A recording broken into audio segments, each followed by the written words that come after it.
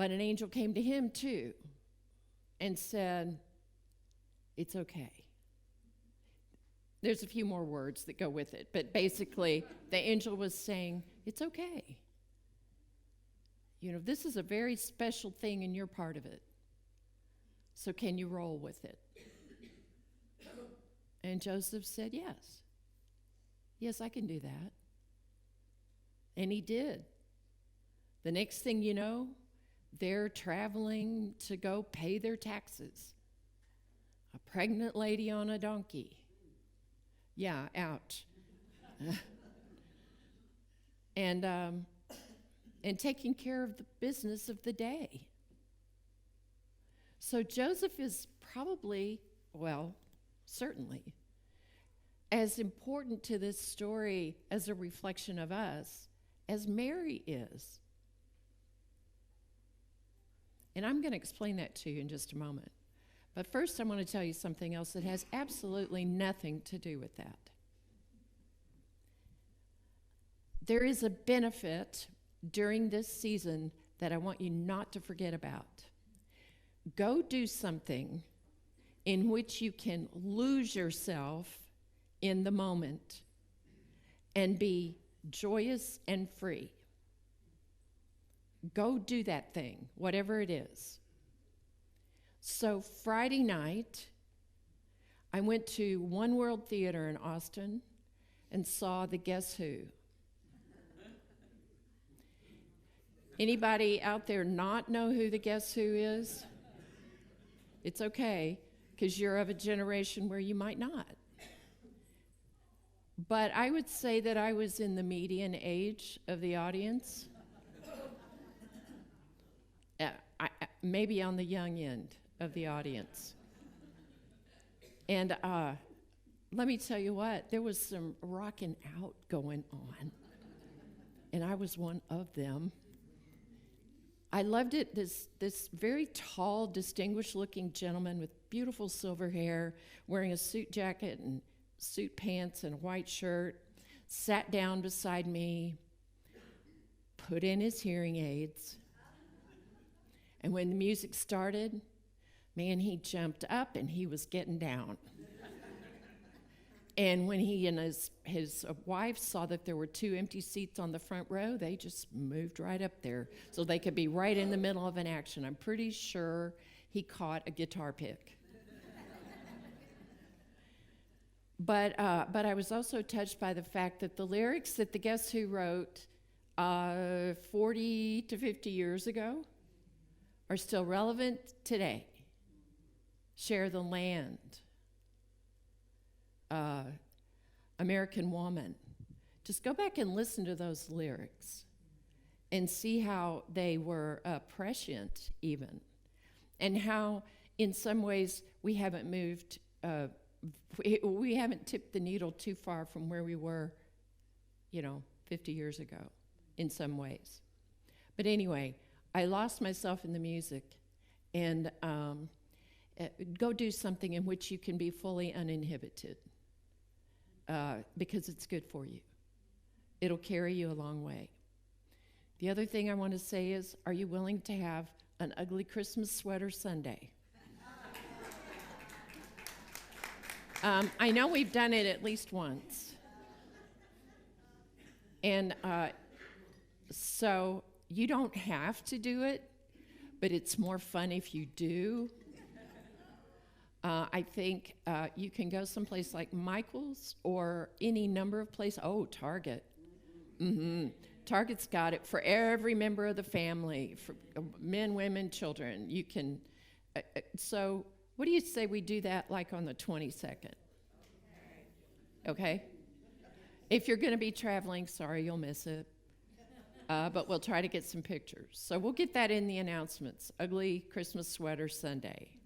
It's just fun. If you can't come to church and have fun, well, there's other places you can have fun, that's for sure. But we like to have fun here, so let's do that, okay? So back to Joseph.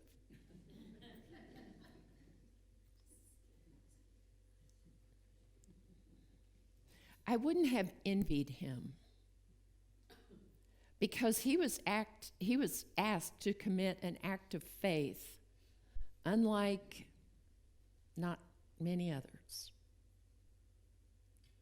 And if we look at that whole idea of the energies that were combining, that were the angel and Mary, that were Joseph and Mary, we're looking at love and wisdom and an act of faith all combining to bring forth something that had not been before. Now, just for a reminder, remember that Jesus was born into a Jewish family. It's important for us to understand the Hebrew tradition in order to be able to understand why Jesus arriving was so important. Because Jesus eventually, when he began his ministry, told people, look, you have the law. You've got the letter of the law. That's good. Follow the letter of the law. But there is more. There's the spirit of the law. There's the reason that we do this. There's the relationship with God. Personal. Just for you. And these things that I do, you're going to do them also. He came to open up the realm of possibilities. He opened a portal for the rest of humanity to step through if they so choose. And then I'm not saying chose, because it's still a choice to decide whether or not you're going to let your Christ spirit flourish and express through you. I want to read you something from the Metaphysical Bible Dictionary about Joseph, that he wanted to put her away privately. Here's the symbolism of that. This means that we do not, in the first stages of the birth of the Christ in us, understand the process. Remember those days when you first began part of your spiritual journey, where you had your spiritual transformation, where you had your spiritual awakening, and you didn't fully understand what was going on? We're sometimes moved to put that away from us. We don't understand it, so we want to push it to the side. The soul is heavily charged with divine life, and so full it cannot express itself intelligently yet, because no union has yet taken place between divine life and understanding divine life. Are you with me? So what this is saying is sometimes we can walk up to a transformative experience, to a deeper intimacy with another person or with ourselves or with a group of people. We can walk right up to a new spiritual discipline. We can walk right up to a push in our growth and then skitter away in fear. Anybody ever done that? We do that. We walk right up to the door of transformation and go, no, that's too scary. I don't want to do that. What will I have to give up? And that's the first thing we think. What am I going to have to give up? Our first question could be, I wonder what I'll get to take on. I wonder what it is new in me that I will be able to experience for the first time. But we don't ask that question. We always go, oh no, my life's going to change and I'm just fine the way it is. I'm miserable, but that's okay. I'd rather be miserable because that's a known thing to me than to step into transformation and experience something that is still unknown to me. Mm-hmm.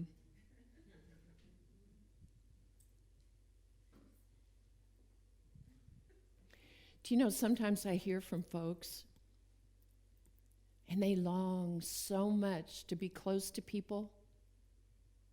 They long so much to experience a richness and a community. And yet they've walked right up. I've watched them walk right up to that transformative experience and go, I can't do that. And that's okay. That's okay. But you can't not know that you got there. You can't not know that that opportunity was available to you. And you chose to step back.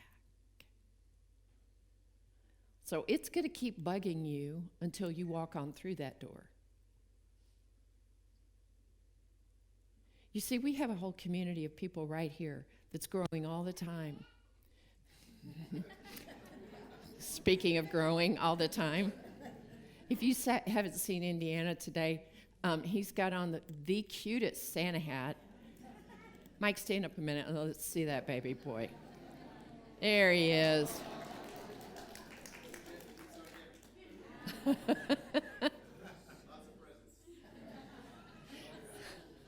Santa baby.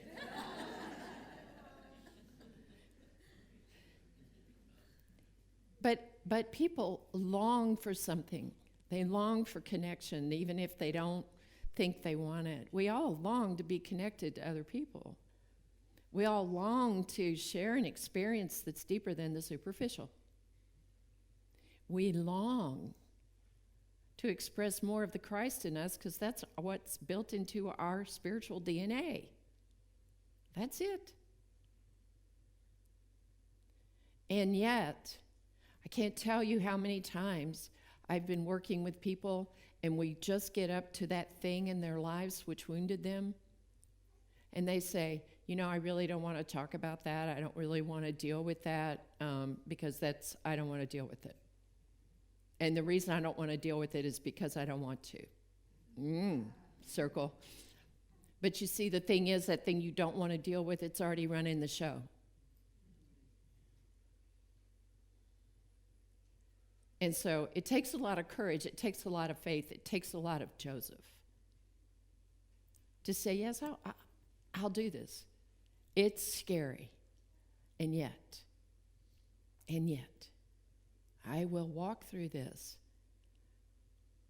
from that which I know, as uncomfortable and unfulfilling as it might be,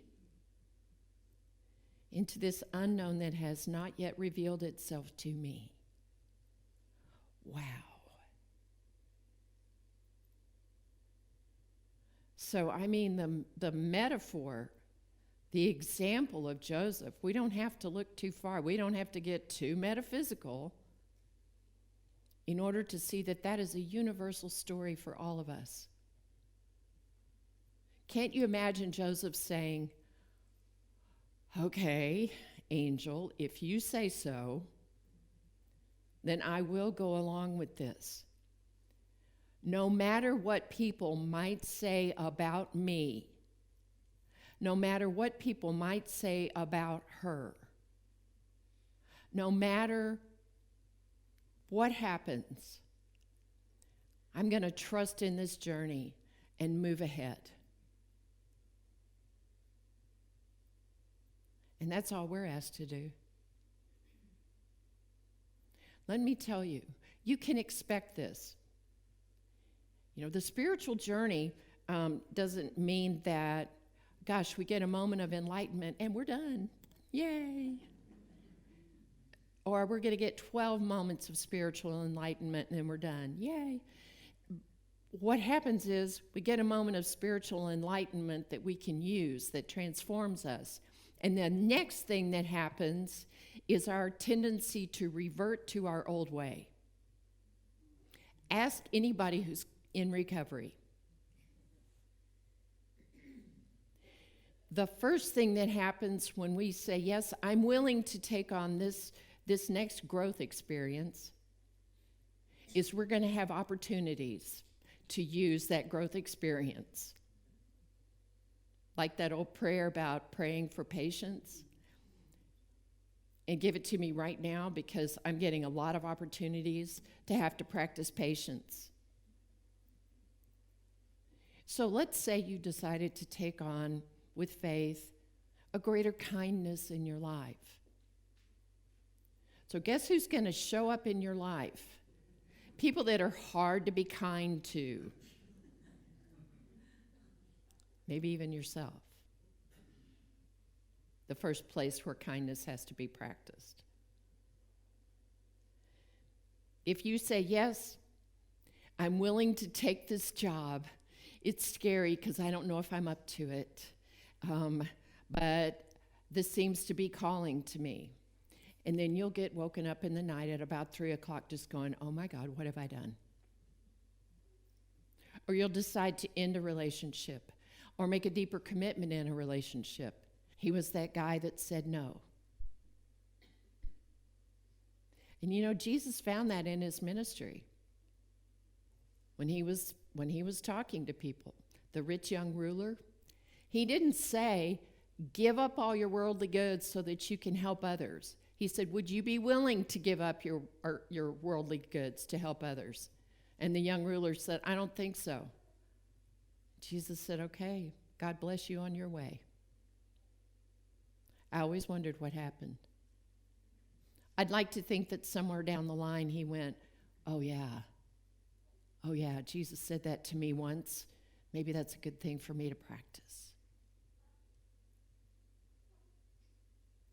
So that faith of Joseph, it's our faith, just as the faith of Mary, the willingness to let new Christ life come together in us with wisdom and love and understanding and express. That faith is going to take us places that we couldn't imagine. Most of the time, we end up with something better than we could have engineered or prayed for. All we have to do is say yes. But it also means that we're taking risks. And we have to be willing to take a risk, because risk and faith kind of go together. So it might be engaging yourself more intimately with your family during the holidays than you might be inclined to do. What if your faith had you be totally non-resistant to that family member that gets under your skin? That would take the faith of Joseph, wouldn't it? And you know what? You can just carry a little piece of paper that says Joseph on it, put it in your pocket, or get a little penny that's your Joseph penny and put it in your pocket. And when that person starts getting on your nerves, you stick your hand in your pocket and you go, okay, Joseph, let's handle this, dude. I've got one. I'm going to keep that penny in my pocket. You know I am. So it can be stepping into our new growth. It can be accepting the unknown. It can be living in the question. Oh, it's hard for us to live in the question, isn't it? We seek and we cast around for answers all the time. What's the solution? Give it to me right now. No, it has to come into fruition. Events and circumstances arrange themselves for your highest good. You know that's true. So we take risks to be our authentic self, no matter where we are, no matter who we're with. We don't adjust ourselves to accommodate other people. We live our Christ life no matter what. We take risks and we use our faith in how we extend our love to other people.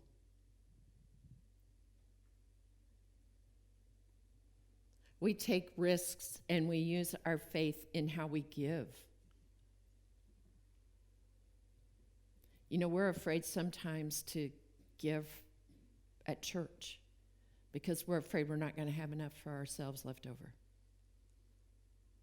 And that's the exact opposite of what we are taught. And it's the exact opposite of what is true.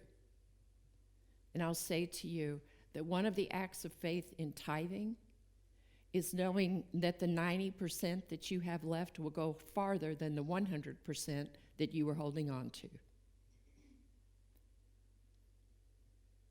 And it works. It works. But you don't know if it works until you try it yourself.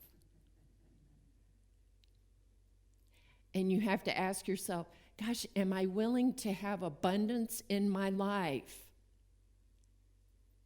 Am I willing to take the risk of giving? And if you find yourself saying, no, I don't think I want more abundance in my life. I don't think I want more friends, greater experiences, more illumination, more of what I need. So we have to ask ourselves that. Where is our faith being stretched next? If Joseph could do it, I bet we can do it. Okay, now everybody look at me. Everybody look at me. And take a nice deep breath on this.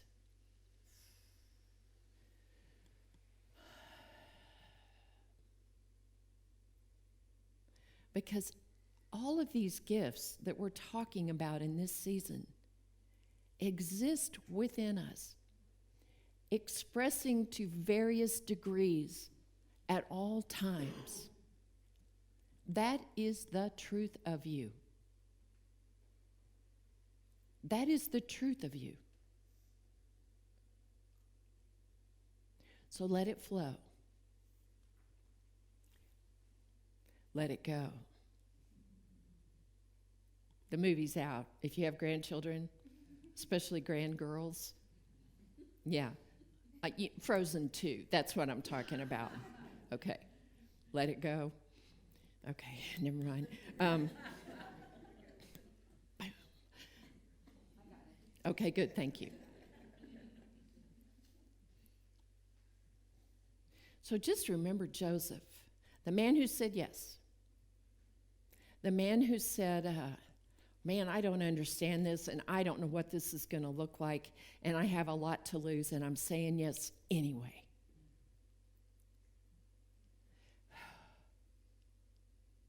If you know right now of something that is putting you in that place, just put your hand up right now. Just like it held Mary and Joseph and that little baby, that not yet fully realized Christ consciousness about to come into the world, about to come into your life.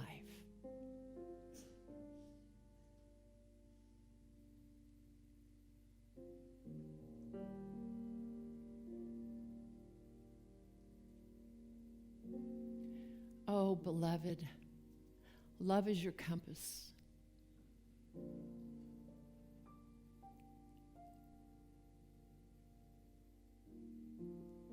There's light on your way.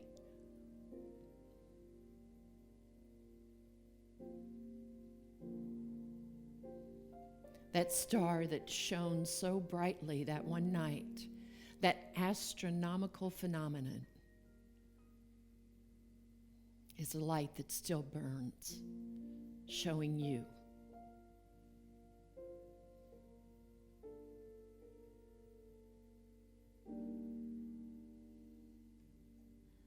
Whatever your challenge is today that requires your greatest faith,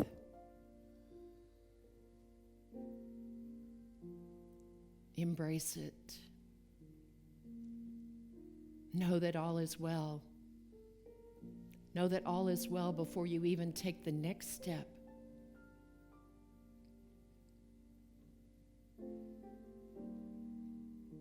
And Beloved, keep breathing. Keep breathing. Let the life of God expand through your body. Just as the life of spirit expands your life experience.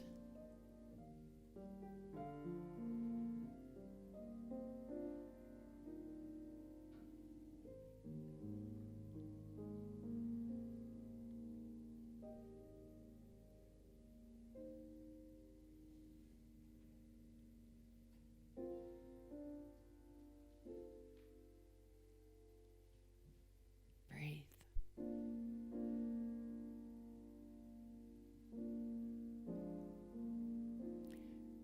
And just in the blink of an eye, join yourself consciously and deliberately with the One. And give yourself over in faith.